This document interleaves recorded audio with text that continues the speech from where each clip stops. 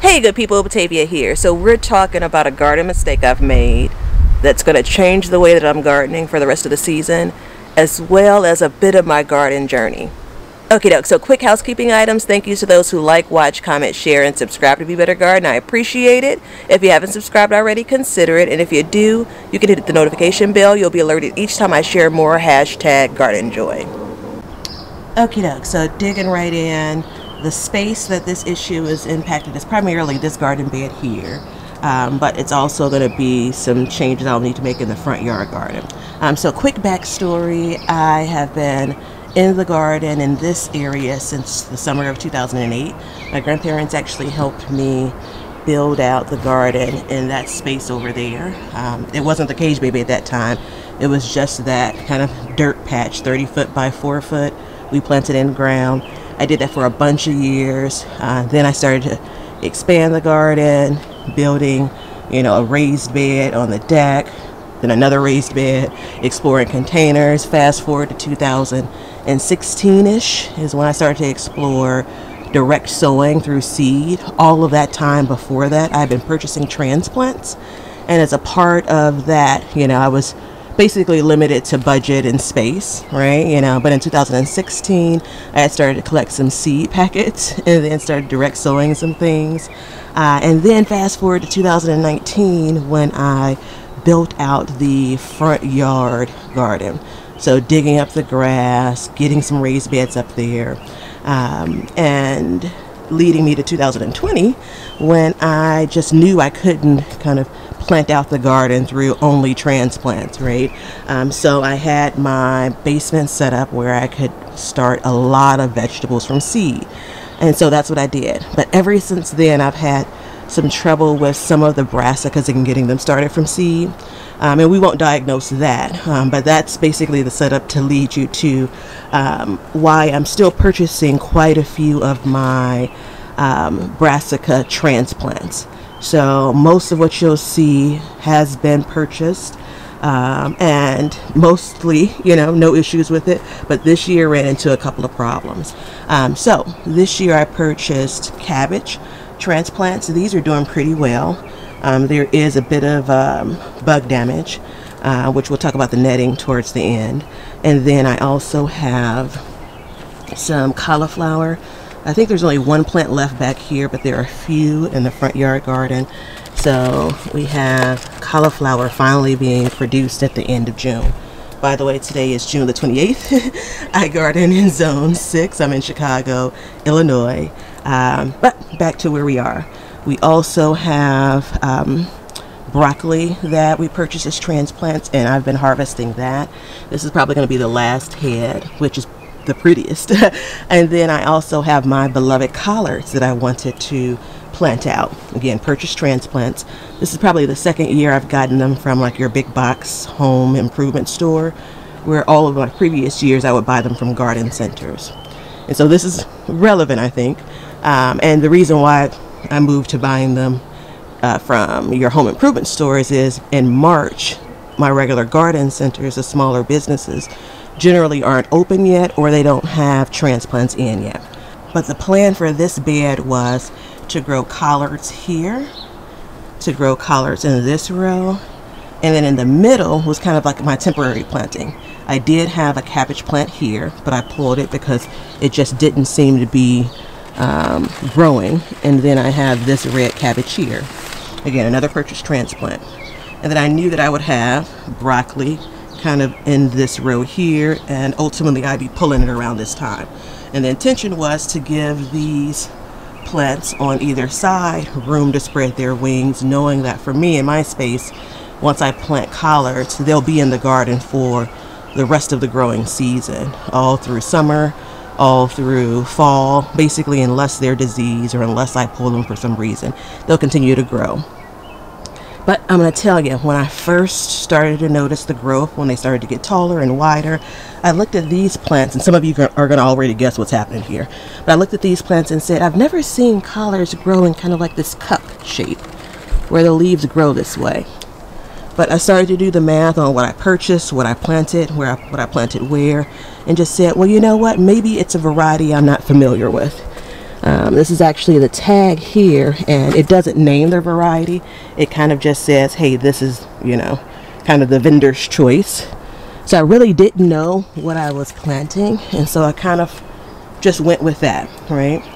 And then I have these couple of plants which clearly are growing like collards that I know, right?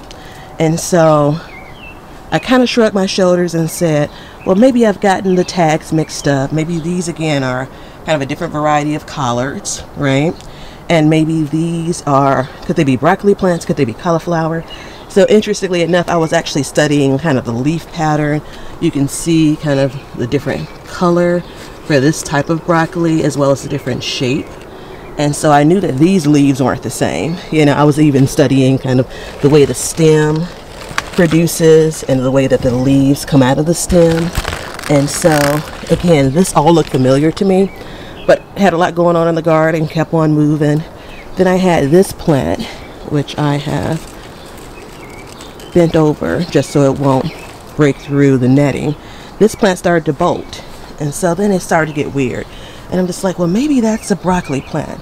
I've never had collards bolt in the same year that I've planted them. And then at the same time, you had some leaves like this that were starting to flatten out, which continued to like kind of feed into the idea of, oh, they'll be fine, they're collards.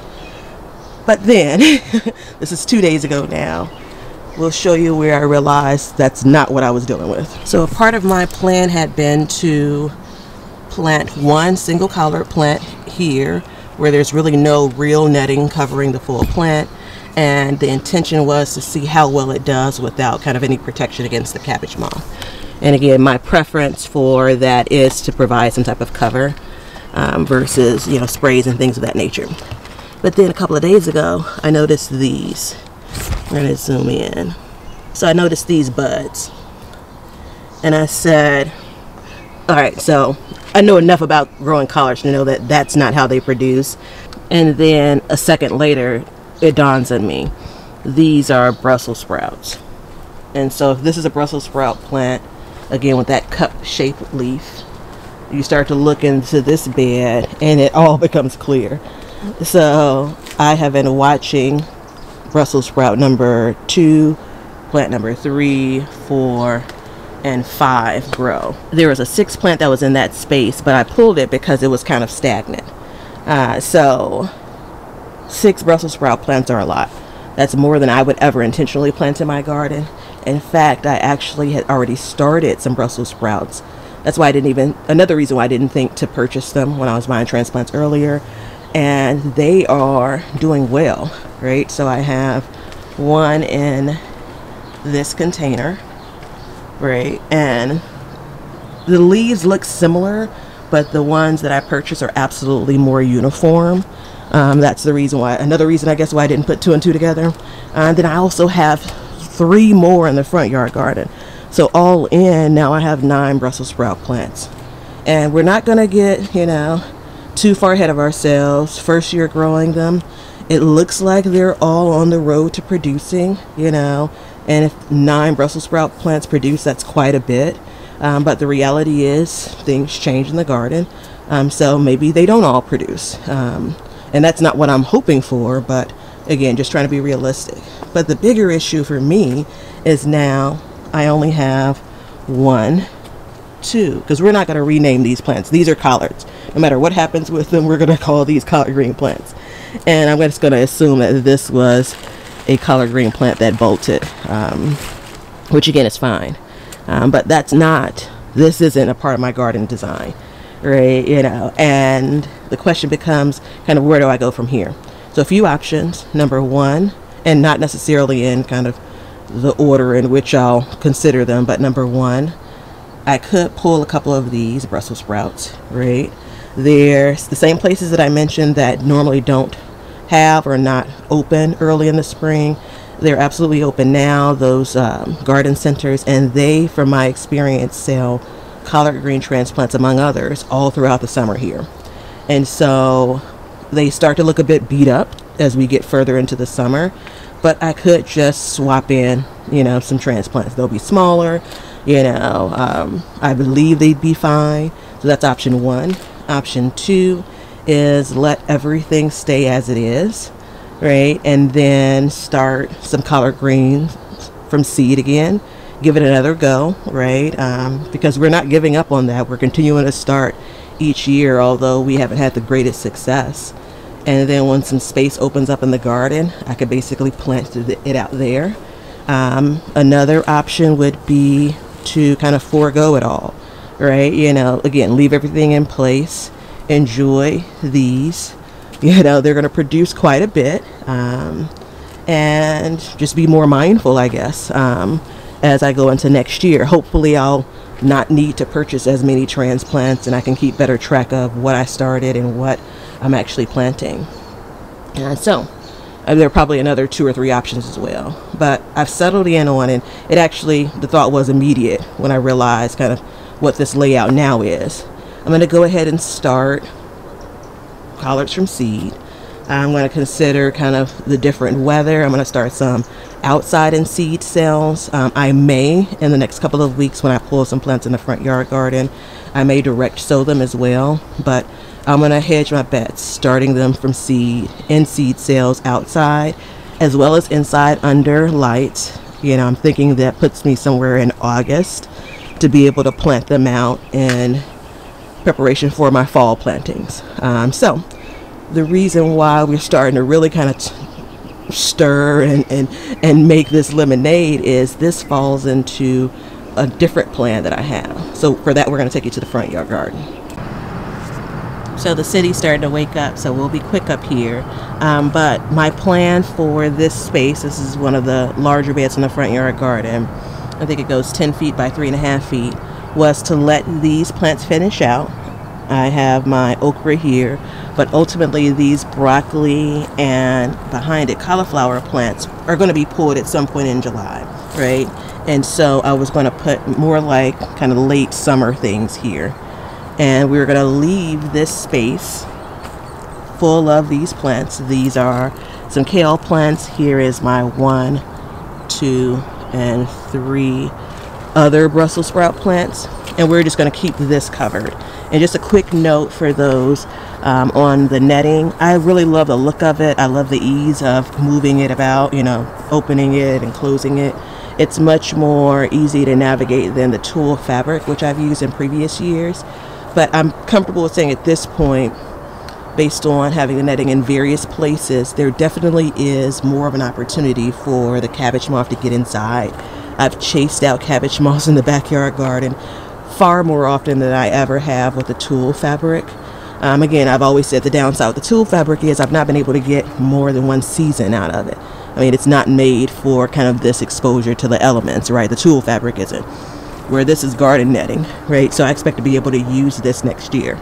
So that said, we're probably going to be swapping again some tulle fabric in some spaces where we anticipate having kind of cabbage moth loving vegetables for longer in the season. But what we're now going to do, kind of getting back to the collard green Brussels sprout situation, we'll pull these plants, and so we'll just expand where we'll cover up here. We'll leave kind of brassicas here. And I know it probably isn't ideal to plant another set of brassicas, but we're going to push the envelope there at least for this season, and we'll be able to kind of use almost like this 7-foot space by 3.5 foot. And so whether it's the transplants that I produce based on starting seeds, or if it's transplants that I ultimately buy later in the season, which is probably an option I didn't mention, I could probably buy some in August to put in. Again, going to some of those stores I know to have them. But the big win is I'm able to now kind of purposely move forward with my plan of growing these types of vegetables well into the season, into fall, into the beginning of winter, using some additional cover. And so that was the plan for this space, like for the kale that would be left in the bed after I would harvest things like the Brussels sprouts. But now I get to expand that a bit further, and I have the incentive to really push forward with that because I'll have some collard green plants here. And again, those are my favorites. So I'm going to do what I can, right, to move that plan forward. And then I also get to learn about growing Brussels sprouts. Like, I have a bunch of opportunities. You can see these plants. Let's see if we zoom in again. These plants were much younger when they went in. The buds that are just starting to form, like right there, and right there.